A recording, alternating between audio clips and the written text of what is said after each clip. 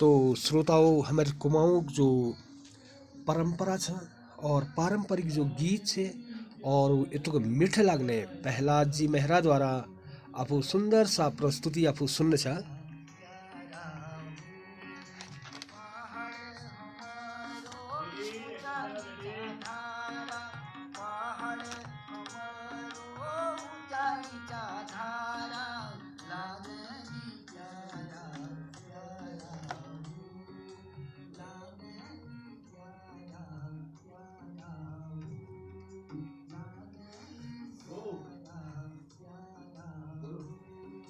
तो श्रोताओं, सुंदर सा प्रस्तुति आपू सुनी प्रहलाद मेहरा जी द्वारा। और यूँ गीत जो छे हमार दिल के छुईनी, हर प्रत्येक व्यक्ति दिल के छुईनी गीत छे। और जो ले कलाकार छे और अपन कला द्वारा सुंदर सा कुछ न कुछ या कला वो लिखित हो या कविताएं हो, वो गीत हो और वो नाटक हो, प्रस्तुति तब करो जब अपन दिल में उगे लगना कि अब पब्लिक में गए एक कार्यक्रम में गीत के छोड़ दिन चैन। तो हमार पहाड़ वर्णन कर रखा, हमार चाड़ी में बाट से सीढ़ीदार हमार खेत से फल हमारे डाई से। तो ये सुंदर सा गीत आपू सुना। तो आपू जरूर 95 36 47 6 में जुड़बे और कुछ न कुछ बातचीत के लिए कि समय निकलते रहे, समय इंतजार न करन। 2024 लैक चुग ढेर सारी शुभकामनाएं और खूब फलिया फूलिया और हरी हरिद्वार हो, बद्री केदार हो, सब घरों में खूब खुशियाँ हो। और ये शब्दों के साथ हम हमारे श्रोता उनके यही कंचानो की आप लोग अभ्यंतर बेटी और शुभकामनाएं, क्षेत्र का हाल चाल और कोई कहीं की पास अगर कोई इस प्रकार एक विधा हो, विधा अपू लोगों तक वो आवाज़ वो जानकारी के पहुँचा भी अगर क्या काम लगे वो सबसे फिल बात छो। जरूर सही कहो लुधियाल जी अपन। तो ऐज हम बात करनू कि आज यानी कि जो 3 जनवरी के दिन छे, तो बताई जना कि कुमाऊं में आज से ठप रहेंगे केमू बस के पहिए और यात्रियों की बढ़ेंगी परेशानियां। तो कुमाऊं में जो छे आज बेटी जो एक जो नई नियम निकला उत्तराखंड में हिट जी एंड जी रन जो नियम छे, तो ऊ चलते कुमाऊं मोटर जो ऑनर्स यूनियन लिमिटेड यानी कि KMOU के ने विरोध शुरू कर दिया है। जी इसी के चलते आज यूनियन ने हड़ताल का ऐलान किया है।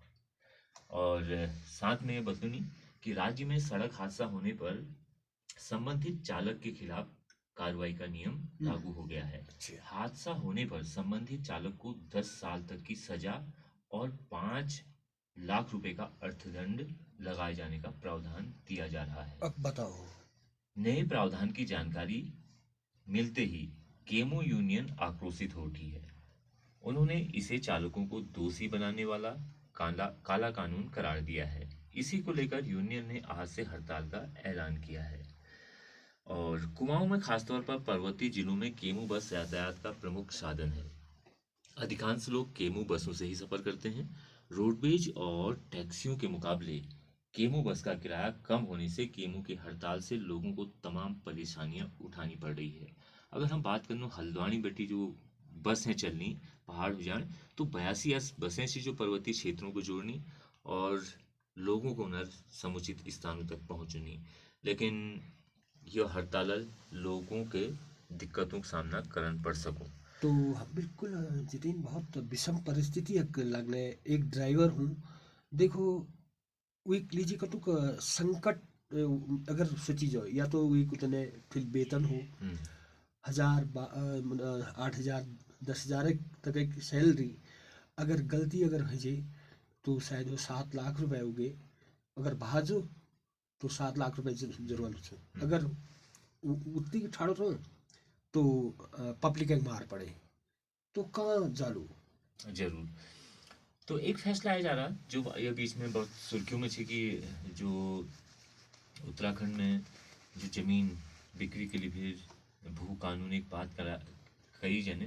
तो मैं बताई जना कि CM पुष्कर सिंह धामी ने उत्तराखंड के लिए नया भू कानून तैयार करने के लिए राज्य सरकार द्वारा प्रारूप समिति गठित की गई है और जल्द मसौदा तैयार करने के निर्देश दिए हैं। तो एक कमेटी बन रहा है, तो जल्द से जल्द अब वो कमेटी तय करेगी कि किस तरीके का भू कानून यहाँ आना चाहिए, कितनी कौन सी जमीन लोग बेच सकते हैं और कौन सी नहीं। लेकिन ये बीच में कुछ चीजें लागू रहेगी, अच्छा। जिसमें बताया जाना कि उत्तराखंड राज्य से बाहरी व्यक्तियों के कृषि एवं उद्यान के उद्देश्य से जमीन खरीदने पर अंतरिम रोक लगा दी गई है। पुष्कर सिंह धामी की अध्यक्षता में यहाँ देर रात एक उच्च स्तरीय बैठक में यह निर्णय लिया गया।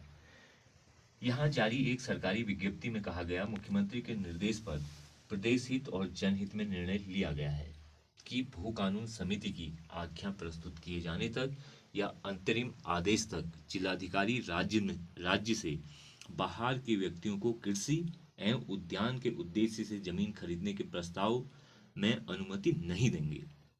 तो इस बीच जब तक ये मसौदा आता नहीं है तब तक ये तो लागू हो गया है कि जिलाधिकारी कोई निर्णय नहीं ले सकते हैं कि किसी की रजिस्ट्री हो या कोई जमीन बिके। और एक बात यह बतलाई जाए कि मुख्यमंत्री ने प्रदेश में भूमि क्रय से भूमि खरीदार की पृष्ठभूमि के सत्यापन के उपरांत ही इसे उसकी अनुमति देने के निर्देश दिए थे। आज की बैठक में मुख्यमंत्री ने जिलाधिकारियों को निर्देश दिए हैं कि भू कानून के लिए बनाई गई समिति द्वारा बड़े पैमाने पर जन सुनवाई की जाए और विभिन्न क्षेत्रों से जुड़े लोगों और विशेषज्ञों से